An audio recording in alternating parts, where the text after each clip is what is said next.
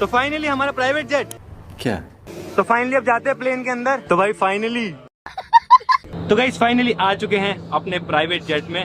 और देखो भाई किस तरह से बैठे हैं यहाँ पे पूरी फैमिली। कुनाली यहाँ, पीयूष यहाँ पे, और पीछे मम्मी पापा बैठे हैं, पूरी फैमिली बैठे भाई।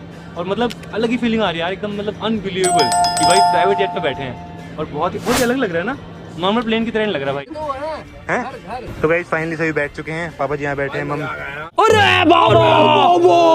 मम्मी यहाँ बैठी है, चाची यहाँ बैठी है, और प्रणव भाई भी आगे, पीयूष कुनाली इधर है। अब पीयूष कुनाली को देखो भाई कैसे बैठे हैं यहाँ पे। पीयूष कुनाली को देखो भाई, ये खाने के पास बैठे हैं। प्रॉपर टेबल है भाई यहाँ पे, देखो टेबल है, मस्त खाने पीने का सामान है, स्नैक्स है थोड़ा बहुत। गाइस ये देखो यहाँ पे क्या लिखा हुआ है, big congratulation for 35 million Saurav, from small moment to big